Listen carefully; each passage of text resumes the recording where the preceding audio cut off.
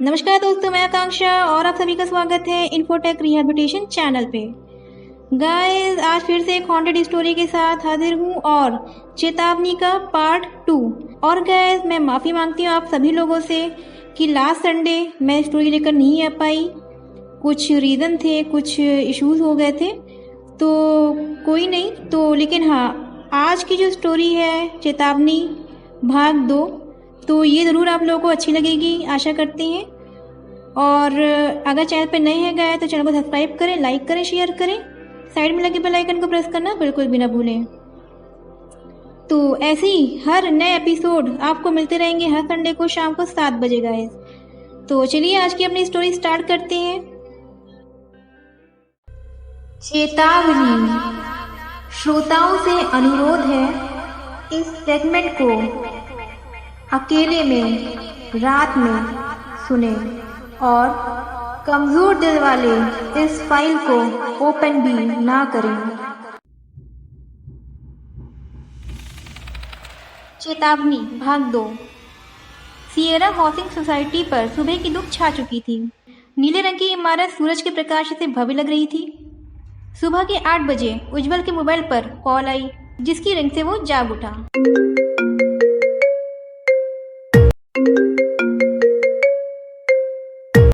कल रात की घटना के बाद उसे जल्दी नींद नहीं आई।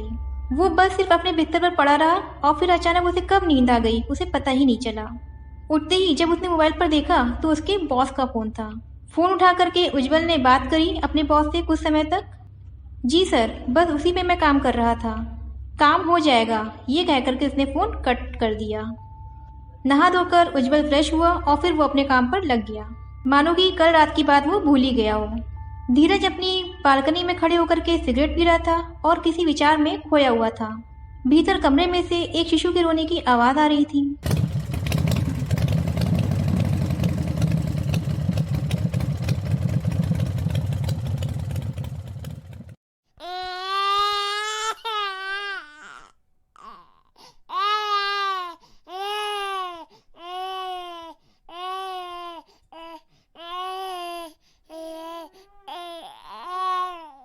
रोने की आवाज सुन करके धीरज चिढ़ करके क्रोध से चिल्लाकर बोला, प्रमिला, तुमसे एक बच्चा भी नहीं संभाला जाता क्या?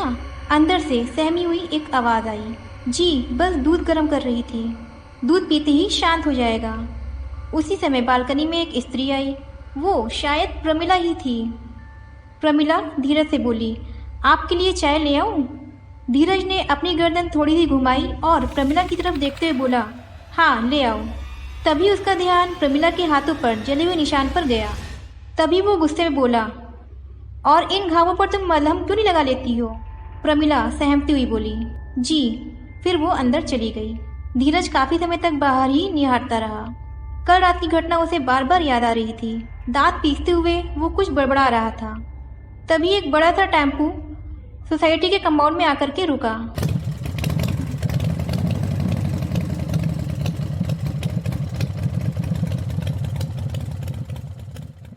कुछ समय के बाद उसने देखा कि उसमें से लोग फर्नीचर निकाल करके सोसाइटी के अंदर ले जाने लग रहे थे। ये देख करके धीरज चौंक गया। अब ये कौन आ गया, उसने अपने मन में बोला। फौरन अपना मोबाइल निकाल करके धीरज ने सुदर्शन को फोन लगाया, जो सोसाइटी के सेक्रेटरी थे। कॉल कनेक्ट हुई और दूसरी तरफ से एक रौबदार आवाज आई। हेलो, धीरज बोला। सुदर्शन साहब, अब ये नया कौन आ गया सोसाइटी में रहने को? बड़ी मुश्किल से अफवाहों पर काबू किया था। फिर वो जो कल नया लड़का है जो कल ही आया था रहने को, वो भी कल मोनू की आवाज़ सुन करके छानबीन कर रहा था।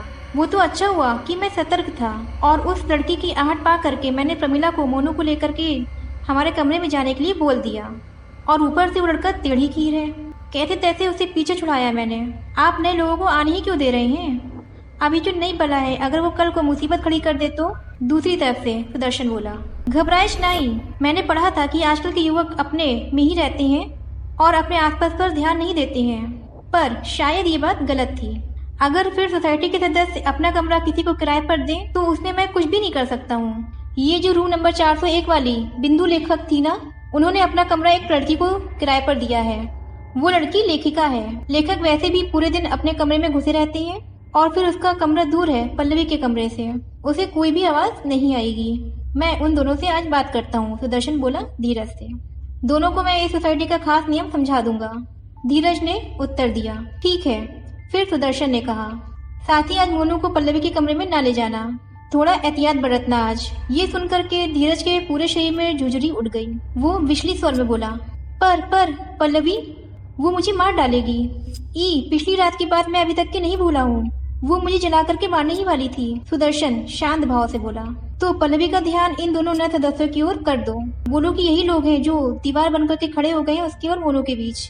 यदि आज मेरी बातों का उन पर कोई असर नहीं हुआ तो आज रात के बाद जरूर हो जाएगा। ये कह करके सुदर्शन ने फोन काट दिया। पर धीरज अभी भी फोन को कान से लगा करके शून्य में देखे जा रहा था। उज्जवल को भूख लगी तो वो किचन में चला गया, पर उसने पाया कि भोजन तो था ही नहीं। वो बाजार से सामान लाना भूल ही गया था। तैयार होकर वो अपने कमरे से निकल गया। उस समय भी उस इमारत में सन्नाटा और वीराना पसरा हुआ था, जैसे कि ऐसा प्रतीत हो रहा था कि मानो वहाँ पे उसके अलावा कोई रहता ही नहीं था। इन सबको नजरअंदाज करके उज्जवल सीढ़ी से उतर गया और कंपाउंड में आ गया, और वहाँ पे सामने ही उसे एक लड़की खड़ी दिखी जो उसे ही देख रही थी। उस लड़की के कंधे तक बाल थे, घुंघराले और काले, जो अजीब तरीके से बिखरे हुए थे, जैसे फिल्मों में किसी संघी वैज्ञानिक के होते हैं।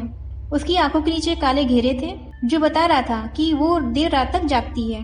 उसने मुंबई की इस गर्मी में भी काले रंग के कपड़े पहन रखे थे, जीन्स भी काली थी और जूते भी, ऊपर से नीचे तक सब काला था। वो उज्जवल के पास आई और उज्जवल से बोली, हेलो, नमस्ते, मेरा नाम अदिति जोशी है। इफ यू डोंट माइंड, क्या मैं आपसे कोई क्वेश्चन कर सकती हूँ? जिस जोश में आकर के अदिति ने ये कहा, उस वजह से उज्जवल मना नहीं कर सका। अदिति बोली, मैं एक लेखिका हूँ। अफवाहों के मुताबिक इस सोसाइटी पर एक भूतनी का अभिशाप है। तो क्या आप अपना नाम बताएंगे? और आप यहाँ पे कब से रह रहे हैं और आपके साथ क्या हुआ है? उज्जवल ने मुस्कुराते हुए जवाब दिया, जी मेरा नाम उज्जवल मलिक है, मैं नया हूँ और मैं कल ही आया हूँ। अदिति उसकी बात काटते हुए बोली, ओह, ये पहले नहीं बोल सकते थे? बेकार में मेरा टाइम वेस्ट किया। ये सब अदिति ने उज्जवल को ऐसी नजरों से देखते हुए कहा मानो कि वो इंसान नहीं बल्कि कबाड़ हो।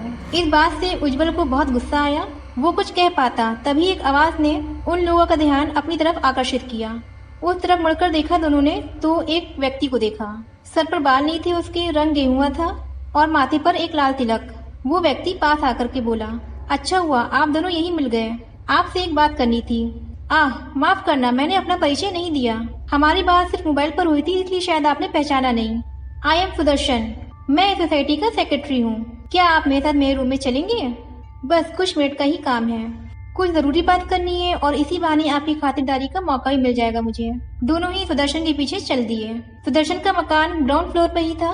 पलक झपकते ही वो पहुंच गए। अंदर सोफे में बैठा करके सुदर्शन चाय लेने के लिए किचन में चला गया। उज्जवल ने चारों तरफ नजर दौड़ाई तो उसको वो जगह साधारण और मराठी जैसे घरों की लगी। एक दीवार पर छत्रपति शिव महाराज जी की तस्वीर टंगी थी और दूसरे दीवार पर छोटा सा मंदिर था। एक टीवी था और कई सारे पुस्तकें थीं। कुछ क्षण में ही सुदर्शन चाय और पोहा ले आया। अदिति और उज्जवल ने अपना अपना कप और प्लेट उठा लिया। पोहा लाजवाब था और जब उन्होंने चाय पी तो उनका रोम रोम खिल उठा। चाय भी बढ़िया थी। सुदर्शन मुस्कुराते हुए उन दोनों को ही देख रहा था। उज्जवल बोला, पोहा बहुत ही बढ़िया बना है, आपकी मिसेज से जरूर कहना ये। सुदर्शन बोला, ये पोहा मैंने बनाया है, मेरी मिसेज तो बहुत पहले ही।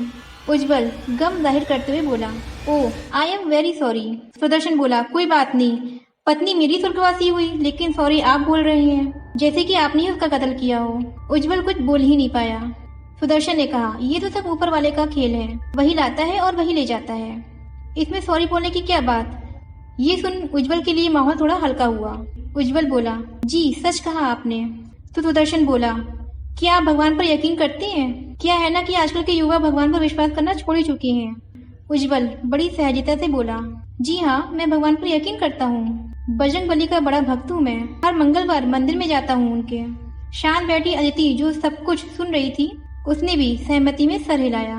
सुदर्शन बोला, तब तो आप दोनों को भूतों पर भी यकीन होगा। इस प्रश्न की उज्जवल को जरा से भी उम्मीद नहीं थी। ये तीसरी बार था जो कि सोसाइटी में आकर के उसने भूत का जिक्र सुना हो।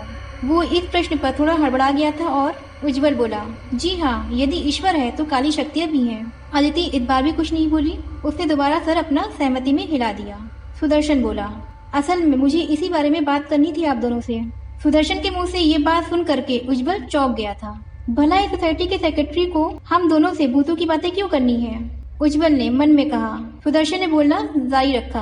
आज से करीब 1 वर्ष पहले इस सोसाइटी में एक हादसा हुआ था, जिसके कारण यहाँ पर एक रूह भटकती है रात में। वो रूह बहुत खतरनाक है, क्योंकि आप दोनों नए हैं यहाँ पे, इसीलिए इस सोसाइटी में क्या हो रहा है तो इस बात से आपको अवगत कराना मेरी जिम्मेदारी थी।